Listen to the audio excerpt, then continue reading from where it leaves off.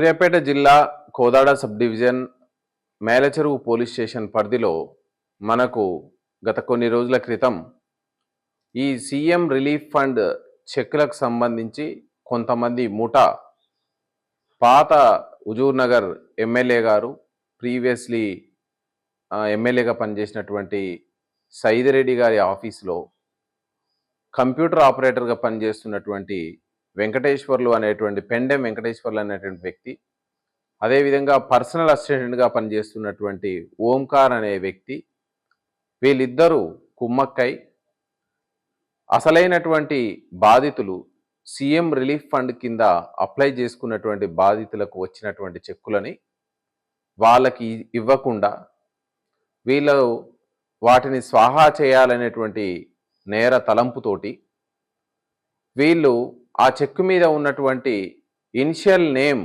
ఏదైతే ఉంటుందో దానికి సంబంధించి సేమ్ ఇనిషియల్ ఉన్నటువంటి వ్యక్తులని వెతికి దానికి ఈ బెల్లంకొండ వెంకటేశ్వర్లు అంటే పెండెం వెంకటేశ్వర్లుకి కొంచెం దూర బంధువు అవుతారు.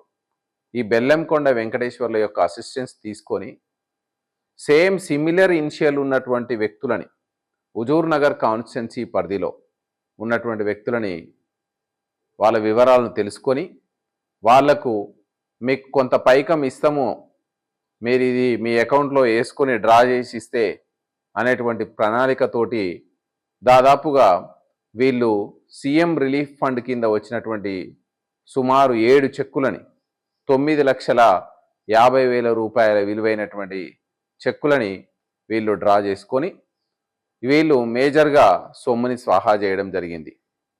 సో ముఖ్యంగా మనం గమనిస్తే ఈ హుజూర్ నగర్ గతంలో పనిచేసినటువంటి ఎమ్మెల్యే గారు సైదిరెడ్డి గారి ఆఫీస్లో ఈ ఓంకార్ అనే వ్యక్తి పిఏగా పనిచేసేవాడు.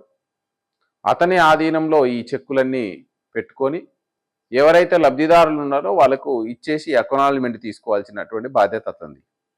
కానీ వీటిని ఎట్లయినా తనకు లబ్ధి చేకూరే విధంగా స్వాహా చేయాలనేటువంటి తలంపుతోటి అతను ఈ A1 పెండెం వెంకటేశ్వర్ల అసిస్టెన్స్ తీసుకోవడం, A2 బెల్లంకొండ వెంకటేశ్వర్ల అసిస్టెన్స్ తీసుకోవడం, వీళ్ళందరూ వాళ్ళకు తోచిన వాళ్ళు దగ్గర వాళ్ళు వీళ్ళు ఏదైతే సమాచారం లీక్ చేయలేనటువంటి వాళ్ళని ఫేక్ లబ్ధిదారులుగా వాళ్ళ ఖాతాలోకి డబ్బులు వేయించడం, ఆ డబ్బులని ఆ ఫేక్ ఖాతాదారులకి ఒక 5,000 2,000 3,000 ఇచ్చి మిగతా సొమ్ముని మొత్తం వీళ్ళు స్వాహా చేసేవాళ్ళు.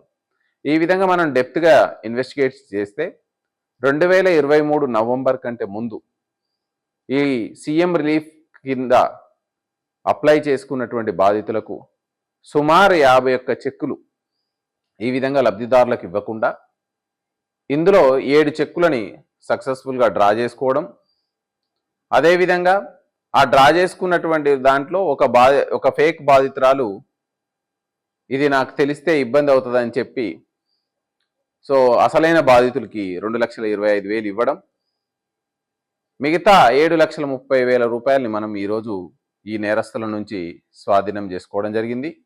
ఇవే కాకుండా ఇంకొక 44 చెక్కులు ఈ బాధితులని ఫేక్ బాధితులను వెతికే క్రమంలో ఉన్నారు. ఇవి మనం ఈరోజు అప్రయెంట్ చేసుకోకపోతే ఈ 44 చెక్కులను కూడా వాళ్ళు డ్రా చేసుకునేవాళ్ళు.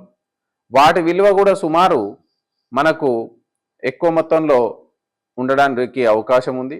సో ఈ విధంగా మనం ఈరోజు నేరస్తుల నుంచి 7,30,000 రూపాయలు, అదేవిధంగా ఈ 44 అన్క్లైమ్డ్ చెక్స్, అదేవిధంగా ఈ యొక్క ఫేక్ బాధితుల యొక్క పాస్బుక్లని మనం స్వాధీనం చేసుకున్నాం. వాళ్ళందరినీ మొత్తం 8 మంది నేరస్తులని ఈరోజు మనం జ్యుడిషియల్ కస్టడీకి పంపడం జరుగుతుంది.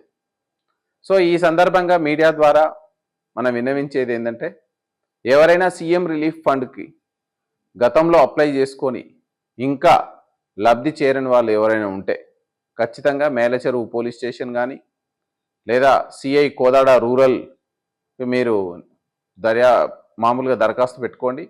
దాని మీద మనం ఎంక్వైరీ చేయడానికి అవకాశం ఉంటుంది. సో ఖచ్చితంగా వాళ్ళకు మన తరపున ఈ విచారణలో వాళ్ళకు లబ్ధి చేకూరడానికి అవకాశం ఉంటుంది.